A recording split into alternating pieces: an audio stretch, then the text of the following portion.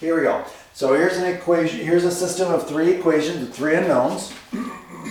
Notice that they're all in standard form, right? All the x's and y's and z's are lined up. Okay. Got constants on the right.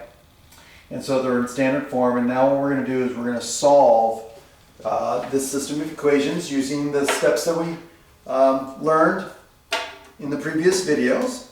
Okay.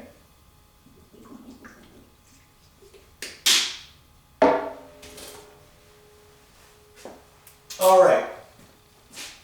So let's use these two because look at that, easy to eliminate the x's. So if we do that and we add these, what do we get? We get the x's drop out. We get 4y. And so we'll get 4y here and we get minus z equals negative 5. So there's our first set of equations here. Now, look at this. Always look for easy solutions here. Look at that. So, wait a minute. We don't want to eliminate the y. Since we eliminate x here, we're going to eliminate the x. But still, all we have to do is multiply this equation by negative 3. And we're done, right? So if I multiply this equation by negative 3, right? And I take those two equations, right? So now I get negative 3x plus 3x is going to give me 0. And then I get positive 6 plus 2, which is going to give me 8y. And then I get negative 3, that's 2z, so I'm going to get negative 6z plus 4 is going to give me a minus 2z. Right? So I get negative 6 plus 4, which is going to get negative 2z. And then I get negative 9 minus 6, which is going to give me what? A negative 15. Okay? So again, all I did was multiply through by negative 3. So that's going to give me negative 3. That's going to cancel with this 3. And then I'm going to get 6 plus 2, which gives me the 8y. And then I'm going to get negative 6 plus 4, which is going to give me the minus 2z. And then I'm going to get negative 9 minus 6, which gives me the negative 15. Now I've got my two equations with two unknowns. So now I'm going to solve these.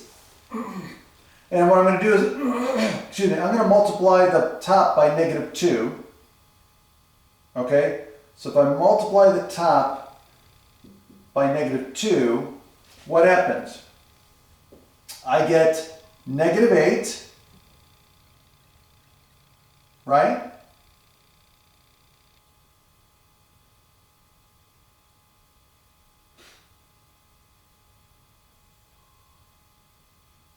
So negative 8 is going to cancel with this one. And then I'm going to get what? Okay, so negative 8, right? So this is going to give me negative 8. And this is going to give me 2. So positive 2, right? Negative 2 times the negative 1. And then I'm going to get